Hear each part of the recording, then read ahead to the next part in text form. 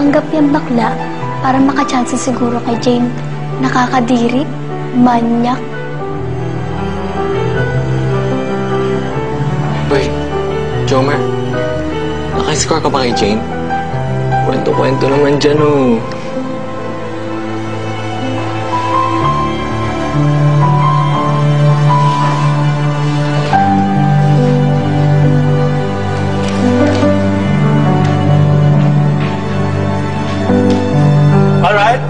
Let me teach you the basic ballroom steps. So please find your partners. Get your partner. May partner ka na ba? Oy, sorry may partner na ako.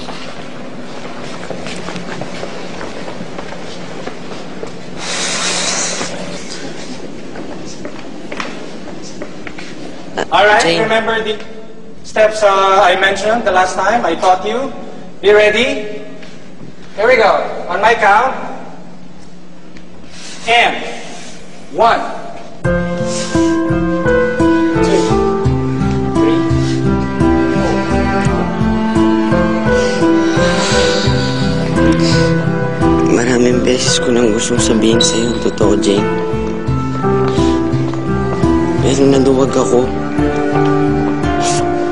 Pero nung huli, nung nalaman ko na ang tungkol sa inyo ni Oliver, nagpanggap pa rin ako dahil gusto kong mabantayan kita. Gusto kong masigurado na hindi ka papaiyakin ni Oliver. Pero ikaw ang nagpaiyak sa akin, Jomar. Jane, alam mo kung wala akong masasabi para bawiin ko lahat ng ginawa ko. Pero kung bibigyan mo lang ako ng isa pang pagkakataon, babawi naman ako eh.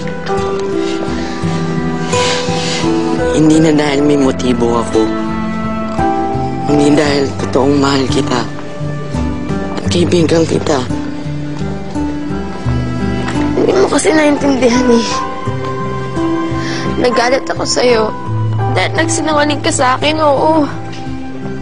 Pero nagalit din ako kasi sayang eh. Kaya sinagot ko si Oliver dahil may feelings ako para sa'yo. Ang bait mo kasi sa akin eh. Grabe mo kong alagaan. Grabe mong iparamdam sa akin kung gaano ako ka-special sa'yo. Tuwing tinititigan kita, nakakalimutan ko na yung best friend kong Becky.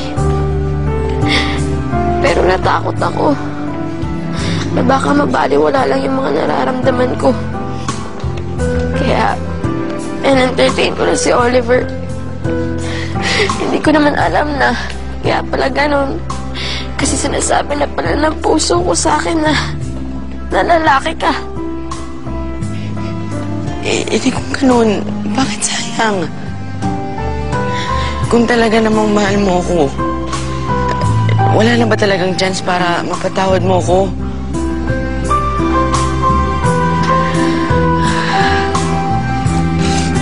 Kinukuha na ako ni Mama sa Canada, Jomer. Tatapusin ko na lang yung school year. Aalis na ako.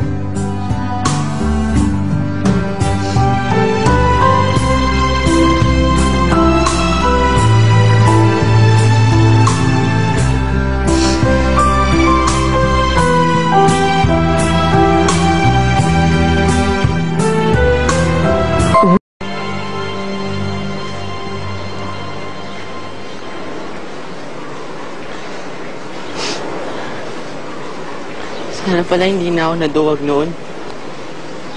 Sana pala nung una pa lang, sinabi ko na yung totoong ako. E di sana ngayon nagkaroon pa tayo ng time na magkasama. Sana napakita ko yung totoong ako. Yung totoong feelings ko.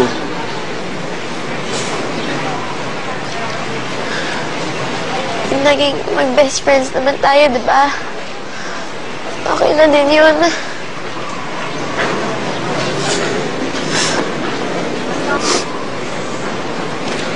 Ang galala.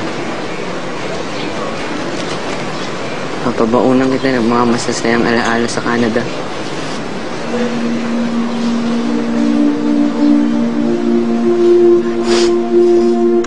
Sa 6 na buwang natitira ni Jane sa La Union, halos di kami mapaghiwalay. Sinulit nga namin ang lahat ng panahong nawala sa amin at lahat ng panahong mawawala na. Ano ba yan? Paplaus-plaus pa? Bakla naman? Ano yun? Ay, true bakla. Like rumor lang yan, te, no? Uy, kayo dyan, sister! Hey, now, girls. Go na tayo.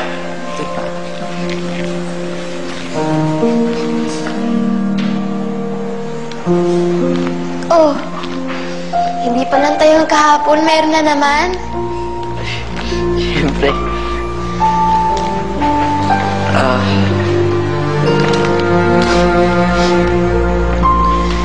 Bakit binalik mo sa akin yung letter ko?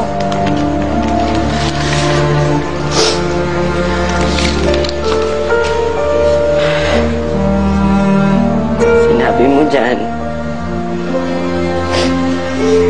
na pinagsisisihan mo na naging man-hater ka. Na di mo agad nasabi sa akin yung mga feelings mo. Huwag mo na isipin yun. Huwag na natin isipin yung mga naging mali natin. Kasi alam mo, itong huling 6 months na magkasama tayo, sobrang saya ko. Kaya yun na lang yung delete mong memories natin sa Canada. Kaya ba ayaw mo akong puntahan bukas bago ako umalis? Mas gusto ko yung last memory natin dalawang magkasama. Yung ganito. Hindi yung paalis ka. 4 p.m. pa bukas ang flight ko. Pero, nagbago man o hindi, gusto kong malaman mo na sobrang saya ko na nakilala kita, Jomar. At kahit kailan, hindi kita malilimutan, Bes.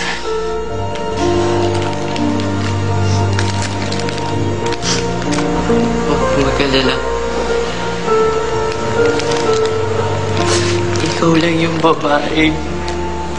Pagpapanggap akong Becky. Ako yun. Gano'n ka special sa akin.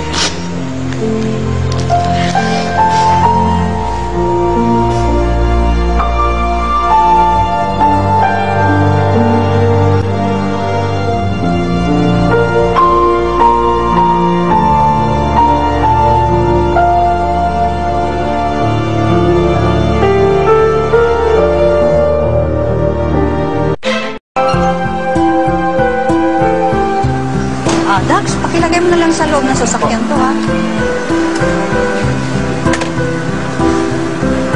Diyan ka na pala, eh. Pakiingatan lang, ha?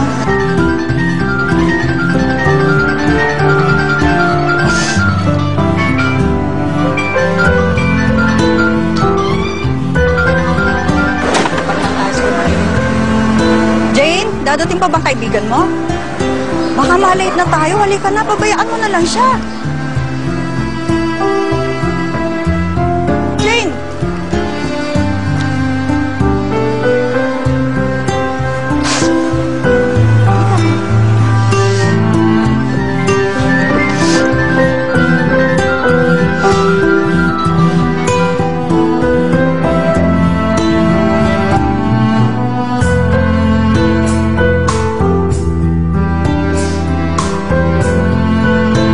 Goodbye, Jane. Goodbye, Bes. Hindi ko hinayaan na ang huling sulyap ko kay Jane ay ang araw ng pag-alis niya kasi mas pinili kong maiwan sa akin ang masasaya naming mga alaala. Kung hindi sana ako nagpanggap at naduwag noon, baka sakaling nagkatuluyan pa kami sa huli. Pero hindi man naging happy ending ang kwento namin, wala naman akong pinagsisisihan dahil nakilala ko pa rin ang isang tulad ni Jane. Nagmamahal, Jomer. Lahat tayo ay pwedeng tamaan ng pag-ibig, pero hindi lahat tayo ay kayang mapausbong at mapalago ito upang maging totoong pagmamahalan sa pagitan natin at ng taong ating mahal. Takot kasi tayong mapahiya at masaktan. May mga pag-iibigan nga naman kasing nauuwi sa kalungkutan, pero mayroon ring nagtatagal at nagpapatunay sa atin na minsan tama lang na tayo ay sumugal. Sa tamang tao at tamang pagkakataon, huwag tayong mag-aksaya ng panahon. Maging matapang tayo at buksan ang ating mga puso. Ito po si Charo Santos. Magandang gabi po, mga kapamilya.